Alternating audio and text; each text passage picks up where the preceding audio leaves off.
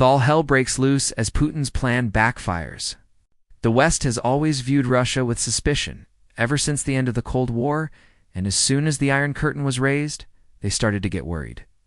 The US and its allies were certain that when the Soviet Union fell, Russia would be next. So they tried everything they could to contain Russia's rise, but it didn't work. Putin has made it clear in recent years that he doesn't care about Western criticism, and he's unafraid to make moves that the US and like. It all started when he took Crimea back from Ukraine. Then tensions grew when he amassed troops near Ukraine again. Everyone thought he was going to invade, but he didn't.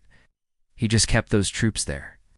That action alone put him at odds with the West, because now everyone realized Russia wasn't the weak country they thought it was.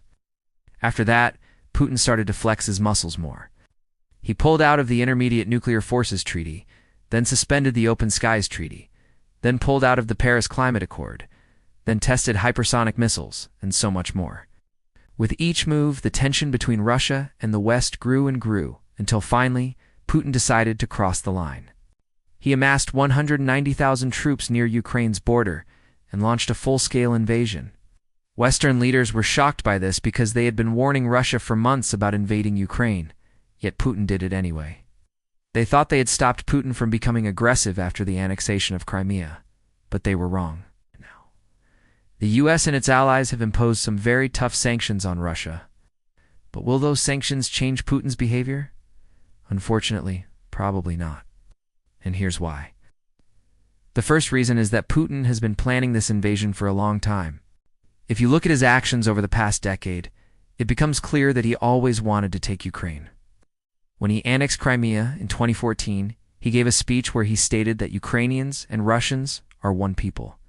Just listen to this quote from that speech. "Who will help you, the citizens of Ukraine, as before, in everything that concerns your further development, your well-being, your prosperity. We are citizens of the same country, citizens of Russia." After hearing that, do you think Putin would stop at Crimea, or would he want to reunite all of Russia and Ukraine? Obviously, he would choose the latter. But simply wanting something doesn't mean you can get it. You also need power. And in 2014, Russia didn't have enough. Their economy was still recovering from the collapse of the Soviet Union. Also, Russia's military was weaker than Ukraine's. So Putin knew if he tried to invade in 2014, he would lose. So he waited. He amassed weapons and built up his military until finally he felt strong enough to invade. This shows us that Putin wasn't reckless. He didn't just invade when the US and UK told him not to. Instead, he bided his time and only acted when he felt powerful enough to do so. So even if the West stops him this time, he'll just wait again and try again later. Another reason is that the Russian people support Putin. There have been several polls showing that most Russians view the invasion as a necessary evil. Around 80% of Russians see the war as either a way to protect Russian speakers or a way to fight the West. And an additional 30% see the war as an opportunity for Russia to become great again. This means that Putin isn't just trying to fulfill his own ambitions. He's doing what his people want him to do. This brings us into the third point. Putin thinks the Russian people are superior. He believes that the West is corrupt and decadent, and that traditional values are better. In his mind, this war isn't about land or resources. It's about spreading the Russian way of life around the world. According to Putin, the Russian people are the core of the Russian state. He once said our people, their culture, language, traditions, and way of life are the foundation of our statehood. So, Putin's dream is to build a Russian sphere of influence around the world. And as long as he has the support of his people, he won't stop until he accomplishes that. Finally, the fourth reason is that Putin no longer fears the West. For decades, the US and its allies have told Russia that they are their biggest threat. But recently, things have changed. As we explained in a previous video, the popularity of the US is plummeting around the world. Their actions in Afghanistan and Iraq have turned the majority of the Middle East against them. The UN has voted against the US more times than not for years. Their closest allies are starting to act more independently. As a result, America's soft power is at an all-time low. And it doesn't stop there. While the US is squabbling with Russia, China is rising in power. In fact, most of the world is siding with Russia and China. That's because the world is tired of American hegemony. For decades, the US has abused its power and bullied smaller countries. They've launched regime change operations, coups, assassinated leaders, and started endless wars. As a result, the majority of the world wants a multipolar world where the US has less control. And guess who happens to be leading that charge? Russia and China. So Putin no longer fears the West. In fact, he likely feels empowered, knowing that the majority of the world supports him. So those are the 4 reasons why Putin won't back down, no matter how hard the West pushes. They woe and be able to change Putin's behavior, because he is some dictator that seized power through violence. He's the democratically elected leader of Russia, and he has the support of his people. Because of that, he can't back down. But does that mean the US and its allies should just accept Putin's rule? Well, they can't, because Putin doesn't plan on stopping. When he took Crimea, everyone thought he would stop. But he didn't.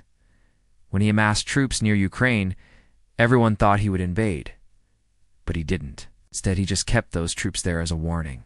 And now, he's given us another warning. By taking Kiev, he sent a message to the Baltic states. Those countries are mostly made up of ethnic Russians, and they're very important to NATO. Putin's message to those countries is simple. If you leave NATO, I won't attack you.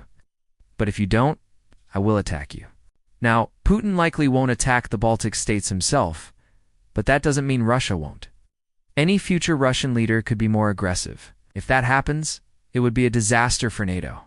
Suddenly, they would have to fight Russia in their own backyard. So Putin's invasion of Ukraine is just the beginning. The real battle is still ahead of us. You might think this conflict is insane, but it's really just 2 sides trying to accomplish their goals. And both sides believe they're justified.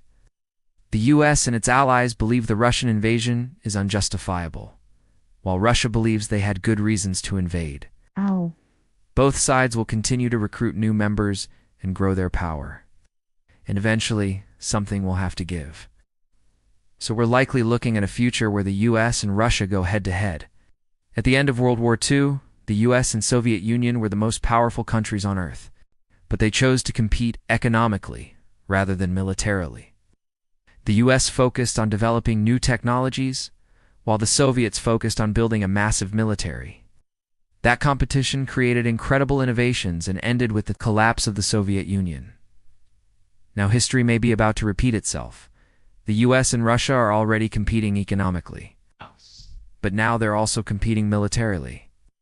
The US has deployed 90,000 troops to Eastern Europe, and Russia has deployed 190,000 troops to Ukraine. As both sides bolster their militaries, they'll start competing in other areas as well. For example, right now, Russia and the US are fighting for control of the Arctic Circle. Both sides want access to those resources, and neither side is willing to compromise. So they're stuck in this stalemate. At the moment, Russia seems to have the upper hand because of the invasion of Ukraine. They've shown the world they aren't afraid to use force to get what they want, but that doesn't mean the US will back down. Instead, they will continue to impose sanctions on Russia and seek to weaken them economically. As this standoff continues, we can expect things to get worse. Putin won't back down just because the West threatens him. And the West won't back down just because Putin invaded Ukraine. So we're likely looking at a long period of hostility between these 2 superpowers. This will be a period of intense competition where each side tries to outdo the other. Some people believe this will lead to World War III, but we don't think that's likely. Both sides know that war would be devastating. The last thing either side wants is to cause millions of deaths over territorial disputes. Instead, we'll likely see both sides compete economically and militarily, while avoiding direct war. Russia has shown us that they're ready to fight the West. They won't back down just because the West threatens them. And that means the US and its allies have to respect Russia's power. They can keep imposing sanctions, but those won't change Putin's behavior. Instead, they'll only make things worse. So the best option for the world is to come to a compromise. Right now, that isn't possible. And the war in Ukraine will likely drag on for months or even years. But eventually the time will come when common ground can be found. And when that happens, both sides will have to respect each other's interests. Hopefully that day comes soon, because the last thing the world needs is another Cold War.